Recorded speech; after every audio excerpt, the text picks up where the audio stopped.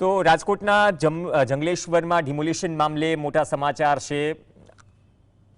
શનિવારે સાંજે હાઈકોર્ટના દ્વાર ખુલ્યા। સ્થાનિકો દ્વારા તંત્રની કામગીરી સામે ગુજરાત હાઈકોર્ટમાં અરજી કરવામાં આવી અને તાત્કાલિક સુનાવણીની માંગ સામે કોર્ટમાં તત્કાલ સુનાવણીની માંગ ઉઠી છે। થોડી વારમાં જ ગુજરાત હાઈકોર્ટ આ મામલે સુનાવણી કરશે। સરકાર તરફે GH જવાબ રજૂ કરશે। જંગલેશ્વર વિસ્તારમાં ડિમોલિશનનો મુદ્દો છેલ્લા 1-1.5 મહિનાથી ગુંજી રહ્યો છે અને આ મામલે હાઈકોર્ટમાં અરજી થઈ છે। અગાઉ પણ જંગલેશ્વરના જ મુદ્દે હાઈકોર્ટમાં અરજી થઈ ચૂકી છે, પરંતુ તંત્રએ ઓવરઓલ સોમવારે ડિમોલિશન કરવાની વાત કરી અને પોલીસનો મોટો કાફલો પણ ખડકાઈ ગયો છે। હવે આ મુદ્દો ફરી હાઈકોર્ટમાં પહોંચ્યો છે।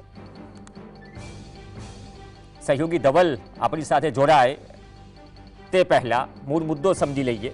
આજે દ્રશ્યો છે આજના છે અને સોમવારે ડિમોલિશન કરવાનું હોવાથી સૂચનાઓ અપાઈ રહી છે।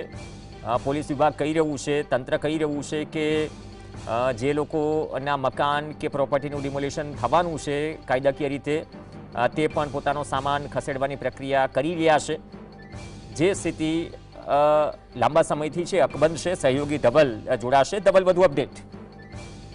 જી ચોક્કસથી પ્રવીણ, વાત કરવામાં આવે તો રાજકોટના જે જંગલેશ્વર વિસ્તાર આવેલો છે ત્યાં આગળ છેલ્લા ઘણા સમયથી જે ડિમોલિશન કરવાની કામગીરી કોર્પોરેશન દ્વારા કરવામાં આવતી હતી તેને લઈને થોડાક સમય પહેલા ગુજરાત હાઈકોર્ટમાં એક અરજી કરવામાં આવી હતી કે ડિમોલિશન જે છે તે રોકવામાં આવે, પરંતુ ગુજરાત હાઈકોર્ટે ગઈકાલે આ ડિમોલિશન ઉપર જે સ્ટે છે તે આપવાનો ઇનકાર કર્યો હતો અને તે ઇનકાર કર્યા બાદ આજ રોજ રાજકોટ મ્યુનિસિપલ કોર્પોરેશન તંત્ર દ્વારા તેને તોડવાની જે કામગીરી છે તે હાથ ધરવામાં આવતી હતી અને ત્યાં તોડવાની કામગીરી જ્યારે શરૂ કરવામાં આવી તે જ સમયે આજે સાંજે એટલે કે બપોરના સમયે ગુજરાત હાઈકોર્ટમાં બીજી એક અરજી છે તે દાખલ કરવામાં આવી છે। એટલે કે કહી શકાય કે શનિવારના સાંજના દિવસે જે ગુજરાત હાઈકોર્ટના દ્વાર છે તે ખુલતા જોવા મળી રહ્યા છે। એટલે તાત્કાલિક સુનાવણીની માંગ છે તે સ્થાનિકો દ્વારા કરવામાં આવી છે। એટલે સ્થાનિકોની જે તાત્કાલિક સુનાવણીની માંગ હતી તેને લઈને ગુજરાત હાઈકોર્ટમાં થોડીક જ વારની અંદર જે સુનાવણી છે તે હાથ ધરવામાં આવશે અને સરકાર પક્ષે મુખ્ય સરકારી વકીલ GH વિર્ક દ્વારા પણ જે મુખ્ય દલીલો છે તે પણ કરવામાં